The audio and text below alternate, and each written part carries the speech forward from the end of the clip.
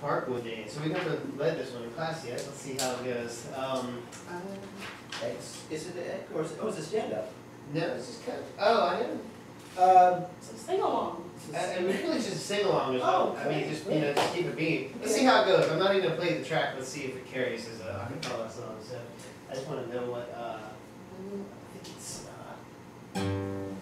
G. Okay, so here we go. We're going to take a little walk through the park, everybody. So here we go. We're going to keep it beat.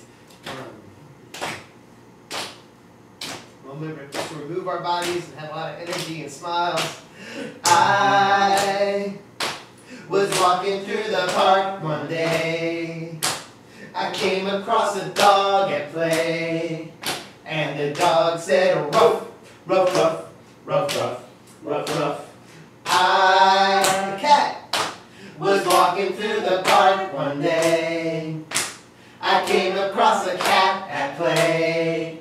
And the cat said, meow, meow, meow, meow, meow, meow, meow. What's another animal that you like to find in the park? Snake. A snake. Awesome, Michelle. Here we go. I was walking through the park one day. I came across a snake at play. And the snake said, tss, tss, tss, tss, tss. What's another animal? Huh? A duck. Awesome, Thomas. What's a duck say? Quack. All right. I was walking through the park one day. I came across a duck at play. And the duck said, quack, quack, quack, quack, quack, quack, quack. What's one more animal we can sing about?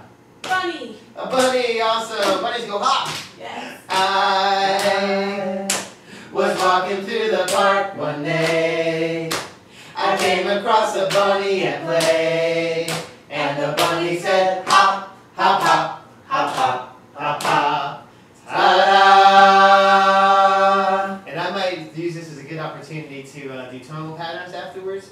And a lot of times I have a couple of puppets. I have a cow puppet and a chicken puppet, which are both on our list of possible things to order. They're kind of extras. But so I'll take out, hey look, we have a special guest, Melody Moo. And so go, moo, moo, moo. Lower and just get the and just you can do puppet, animal puppets are great after an animal song like that. Or you could even, no, because you have to do moo if it's a cow, but you could do that. And you can also, if you don't have a puppet, you can just just choose an animal, maybe the last one that was said, or you can even give. Sometimes I've had some fun with tonal patterns with animal sounds.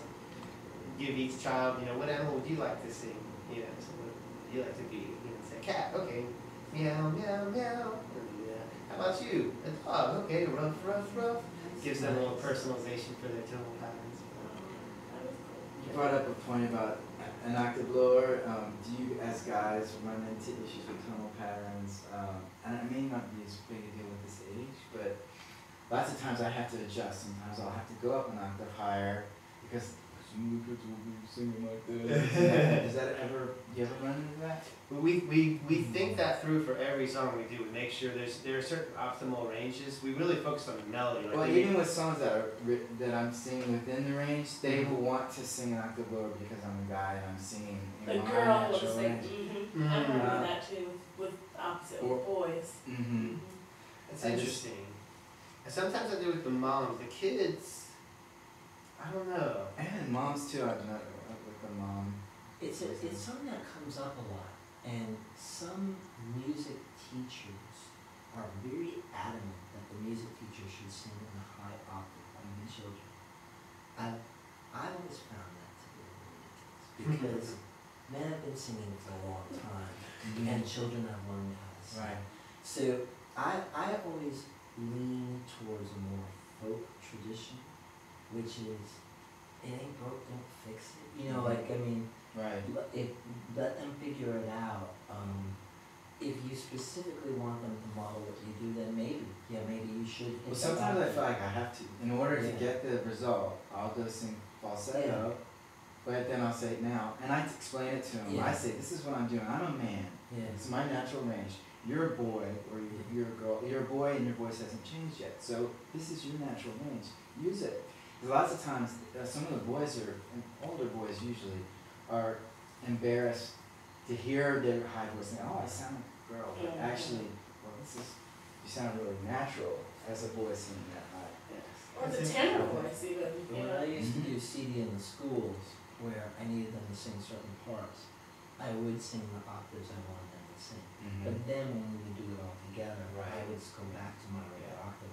And some of them would, they do try to find your octave.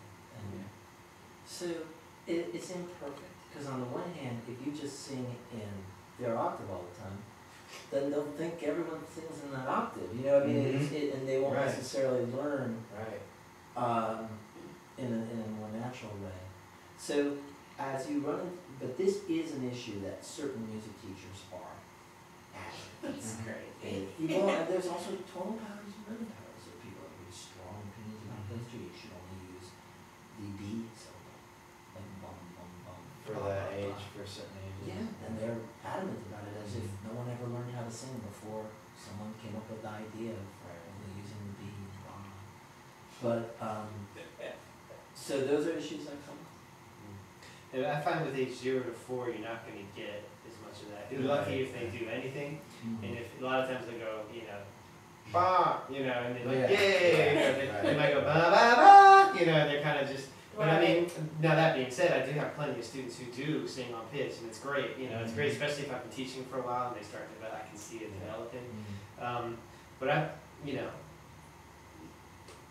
it's okay to go up to the octave if you feel like you need it, but I don't find myself needing that. I don't do it. I mean, I'll say like boom boom boom, and they'll say boom boom boom. Right. And none of them have ever won boom boom boom. But like Mike said, if they just do anything, they go boom boom. Great. And even if they do nothing, you say good listening. Mike, on that last song, would you ever consider doing the Andy thing? Yeah, I thought about that. I was walking through the park one day. I came across a dog at play, and the dog said, woof, woof, woof, woof, woof, woof, woof. I was walking through the park one day. I came across a chicken at play, and the chicken said, quack, quack, quack, quack, quack, quack, quack. I like that better. That's a good one too. And I think you always want the and to be the slightly higher. Yes. Sound. I thought about that too, yeah. Somehow I found myself leaning towards this just because it was, sometimes, the kids probably won't be able to do that, but they definitely won't be able to. The parents pretty much can, but either way, there's a lot of stuff the kids can't do that the parents are modeling, so that's nothing wrong with that. At what age can they do this? 5 or 4? Oh no, definitely not by 3. Maybe 3, but I'd say 4 or 5, something like that. Yeah, I have a 3-year-old that's doing it now. It They try. depends. Yeah, it Yeah, just depends. yeah. There's some. But that really does seem like an older 4 or 5 kind of thing. Mm-hmm, yeah. But it's okay, because I mean, we're just trying to model, as long as the parents are doing it, the kids it's good for them to watch and learn, And when I've done things like that, I see a lot of kids who do this, they're just not doing it in time. Yeah, Right. and they kind of miss a note and then they try and catch up again. Right. So, But yeah, I like them both. It's really a good choice. Yeah, I thought about doing a teacher track, but I think,